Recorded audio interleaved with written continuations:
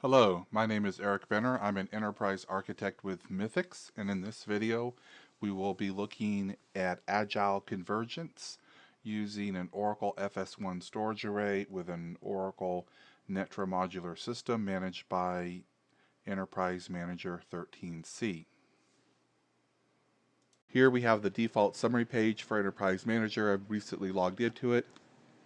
I can see the status of my targets up or down. I can see problems, incidences opened within the last 24 hours on the system. We're going to look at here's the fs1. I have two ways of getting to the fs1. One, I can go to targets and I can eventually drill down to the fs1. But one neat thing with Enterprise Manager, it has the ability to build bookmarks that can be shared with users. So here I'm going to have a bookmark that takes me straight to the storage array. The default page for the storage array will show the basic health of the array. It will show all the components, versions in status. So I can look into the array itself. I can see the system name, the serial number to the array. I can see we have both pilots. Pilot 1 is standby, Pilot 2 is active. Pilots are the interface that the administrator uses to manage the storage array, and it's purely a management interface to the array. I can look at how much disk space I have as an array as a whole. I can see both of my controllers and they're online. Controllers are what handle the I/O between the disk and the host. I can see all the storage enclosures connected to the array and their status of availability. I can also pull up all the software versions on the array for all the different components.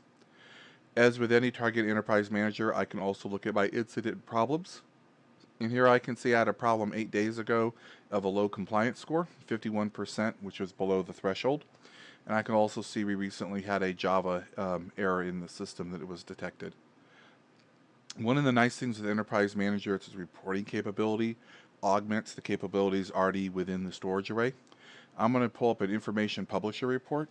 In Enterprise Manager, there are two reporting systems.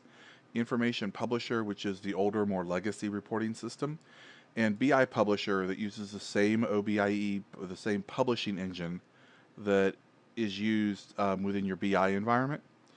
There's a lot of reports available that augment what's in the FS1 directly. Here I'm going to pull up IO Access for LUNs. So this is going to show where all my LUN activity is for this particular storage array. This is helpful in a production data center environment. You have an array, you want to see what's consuming it. You can pull up this report. I can immediately see I have 3 LUNs consuming 3/4 of my capacity on the storage array. I can see the LUN name and scroll down and see what the LUN is doing. These are just some of the basic reports with Information Publisher that are available to help the administrators be a lot more efficient with how they manage and work with the array. Let's go back to the home page for the storage array. And here we're also now going to look at provisioning a LUN.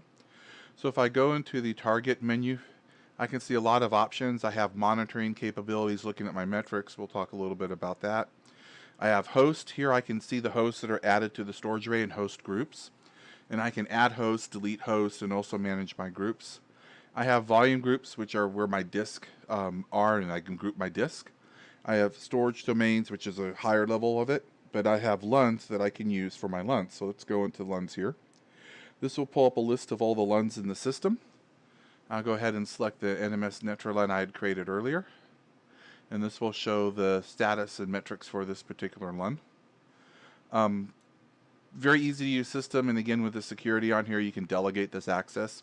Here I can see this LUN was created. It was created with 200 gig, single parity, normal read ahead, mapped to a host group. No activity at the moment. Mapping LUNs to the system is very straightforward.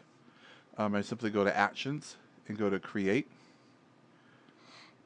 And here I'm going to create a LUN, so I'm going to call this Benner NMS02. And I can select the volume group that I'm going to pull from. In this particular instance, I'm going to pull from my ECI group, which is the name. Storage profiles are unique characteristics of FS1. It allows every LUN to be optimized for how that LUN's being used automatically. There's a ton of default storage profiles as well as the ability to customize files. I'm going to go ahead and select an existing storage profile. One thing too is these are not just for Oracle apps. Yes, I saw JD Edwards, but I also have Microsoft Exchange, I have SAP, I have Microsoft SQL Server. The storage array is really designed as an enterprise grade array, and while it has some great hooks into Oracle technology, it works equally well with other vendors' technologies that work with SAN storage, like Microsoft Exchange. So I'm going to go down, and we'll just pick one here, Oracle indexes, and we'll attach it to this default storage domain. We're going to go ahead and make this 201 gig just to be a little bit different on it. I'm now going to mapping. This is where I'm going to map it to a particular host or host group. So I'm going to create a mapping. In here, I'm going to go ahead and choose what I'm going to map it to. I'm going to go down here into the NMS, and I'm going to map it to the NMS storage array. And then this will give it a LUN ID, so I can say LUN ID 1 as an example. So go ahead and map it to the storage array. I can also control the technology, fiber channel or iSCSI. In this case, the controller currently, this controller only does fiber channel. We'll leave iSCSI attached for the future. We're also going to enable auto tiering. This is the capability of the array to automatically tier storage between 3 types of storage. So you have high-speed flash storage. You have what I call regular flash storage. You have high-speed regular disk, and then you have capacity disk. And the system uses what's a technology called heat map. So it looks where the data is active at the block level of the data, and it decides and looks at the algorithm based off the tiering rules for that particular storage profile, and will automatically map the hot blocks to the appropriate tier. An example is database files.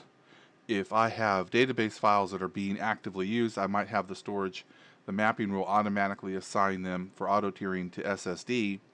But as data gets older, it'll go from high performance SSD to the regular SSD to high performance hard drives to capacity hard drives. And since it does it at a block level, if I have a database and I'm using a traditional DBF file, I could have some data in that DBF file on SSD, some data on that DBF file sitting on 8 terabyte disk. Totally transparent to the application. This is really cool, not just for database, but things like Microsoft Exchange servers. If you're hosting your own Exchange, you can take your mailbox storage space, put a little SSD on it, and a whole bunch of capacity, and think about all the emails that users are actively working with will sit on SSD, given the performance they want, but all the emails or pieces of the emails that they're not interacting with will automatically tier to the higher capacity, lower cost storage. So here we've selected via the map, we've added the NMS in. If we're doing data replication, we can set our cloning in QoS cloning over to our system here. And we'll just go ahead and leave this without cloning enabled on this particular one. We can also look at the quality of service, which is right now set by the storage profile, but we can manually override this, doing a higher level of quality of service for this particular LUN. So we've gone through the LUN options. We'll click OK. The system will go ahead and provision the LUN. It'll take it a second here for the interface to update. And then we'll see the LUNs completely successfully completed. And then we'll see it on the list here. Here's my NMS02 LUN with the characteristics that we gave it. Very easy to use. Very easy to use the security model of Enterprise Manager. So only certain of your administrators have access to do LUN provisioning. You still have the audit and access control over who provisioned what and when in the system. So that's the high level, trying to keep these under 8 minutes, high level of what we're talking about with LUN management and Enterprise Manager. Now the LUN's been provisioned to the Netra frame, and it can be easily imported into VMware, OVM, whatever component that we're going to use there. And I think in this example, we'll use VMware. If you have any questions about this, feel free to reach out to your Mythics rep, and we'll be happy to answer your questions. Thank you.